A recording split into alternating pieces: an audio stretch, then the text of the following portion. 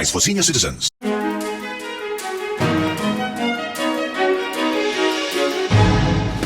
தட்டை, சீடை, முறுக்கு, ரிப்பன் போகடா, அதிரசம் என்ன வேணாலும் செய்யுங்க. ஒரே ஒரு 5 லிட்டர் இதய மந்த்ரா கடல் எண்ணெய் பேக் ஒரு மாசம் முழுசுக்கும் அத்தனை சமையல் முடிச்சு விடலாம். இதய மந்த்ரா.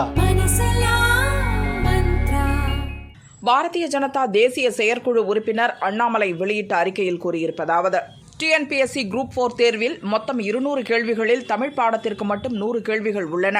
12/7/2025 சனிக்கிழமையன்று நடைபெற்ற தேர்வில் தமிழ் பாடத்தில் கேட்கப்பட்ட 100 கேள்விகளில் சுமார் 50க்கும் மேற்பட்ட கேள்விகள் பாடத்திட்டத்தில் இல்லாத, கேள்விகளே புரியாத வண்ணம் மிகவும் சிக்கலான கேள்விகளாக கேட்கப்பட்டுள்ளன என தேர்வாளர்கள் தெரிவித்துள்ளனர். எதிர்மறை மதிப்பெண் இல்லை என்பதால் அனைத்து தேர்வாளர்களும் ஏதோ ஒரு விடையை தேர்வு செய்திருக்கிறார்கள். இதனால் தேர்வுக்கு கடினமாக உழைத்து தயாரானவர்களும் இறுதியில் அதிர்ஷ்டம் இருந்தால்தான் வெற்றி பெற முடியும் என்ற நிலைக்கு தள்ளப்பட்டிருக்கிறார்கள்.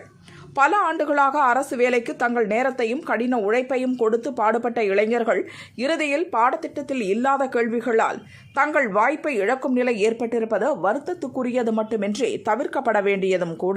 அரசு வேலை என்ற கனவுகளோடு தேர்வுக்கு தயாரான இளைஞர்களையும் அவர்களது குடும்பத்தினரையும் பாடத்திட்டத்தில் இல்லாத கேள்விகளை கேட்டு யாரோ செய்த தவறுக்காக பலியாக்குவதில் நியாயமில்லை. எனவே தமிழக அரசு கடந்த சனிக்கிழமை நடைபெற்ற டிஎன்பிஎஸ்சி குரூப் 4 தமிழ் பாடத்துக்கான தேர்வை ரத்து செய்து மறுதேர்வு நடத்த வேண்டும், அல்லது பாடத்திட்டத்தில் இல்லாத கேள்விகளுக்கான மதிப்பெண்களை அனைத்து மாணவர்களுக்கும் சமமாக வழங்க வேண்டும், அல்லது ஒட்டுமொத்தமாக அந்த கேள்விகளை நீக்கி மதிப்பெண் கணக்கிட வேண்டும் என்றும், மீண்டும் இதுபோன்ற பாடத்திட்டத்தில் இல்லாத கேள்விகள் தேர்வில் கேட்கப்படாதவாறு நடவடிக்கை எடுக்க வேண்டும் என்றும் வலியுறுத்துகிறேன் என அண்ணாமலை கூறியுள்ளார். இந்த டிஎன்பிஎஸ்சி பத்தி நீங்க ஒரு அறிக்கை கொடுத்துருக்கீங்க.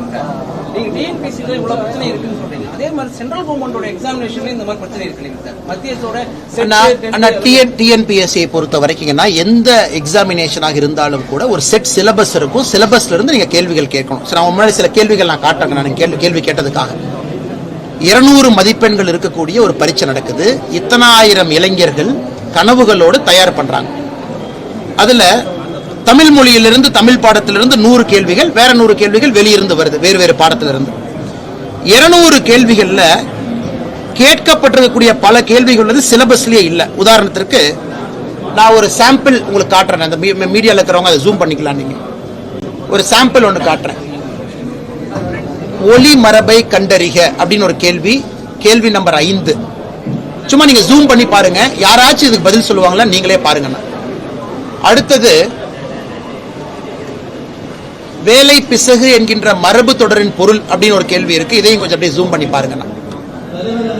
அடுத்தது ஒரு பொருத்தம் 4 கொடுத்திருக்காங்க. நான் சும்மா இருக்கிற சில சாம்பிள் கேள்விகள் இதை மட்டும் காட்டுறேன். இது எதுவுமே சிலபஸ்ல இல்லை. இதெல்லாம் 20 ஆண்டுகளுக்கு முன்பு வேறு வேறு காலகட்டத்தில் இருந்த தமிழ் சொற்றொடர்ல வந்திருக்கக்கூடிய சில வார்த்தைகள். அவங்களுடைய பிரிஸ்கிரைப்டு சிலபஸ்ல நெகட்டிவ் மார்க்கிங் இல்லாதனால எல்லோரும் வந்து ஏதோ ஒன்று டிக் அடிப்பாங்க. ஒரு சிலபஸ்ல இருந்து கேள்விகள் வரும்பொழுது மட்டும்தான் அந்த மாணவனுடைய திறமையை நீங்க பரிசோதித்து பார்க்க முடியும். ஒரு 10% அவுட் ஆஃப் சிலபஸ் வச்சுக்கலாம். அது கிரிட்டிக்கல் திங்கிங்கா. சிலபஸ்லே இல்லாம தன்னிச்சையாக கேள்விகள் கேட்டிருக்கிறாங்க. முதல் கம்ப்ளைண்ட் எங்களுது. இரண்டாவது, சில சென்டர்ல குரூப் 4 தேர்வுகள் முடித்த பிறகு அதை பாதுகாக்கப்பட்ட விதம் சந்தேகத்தை ஏற்படுத்தி இருக்கிறது. சீல் பிரிச்சிருக்கிறாங்க.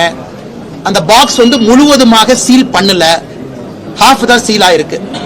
அப்படி இருக்கும் பொழுது அந்த இன்டெகிரிட்டி ஆஃப் ஆன்சர் ஷீட்ஸை முறையாக கொண்டு போய் விவாதிச்சிருக்காங்களா?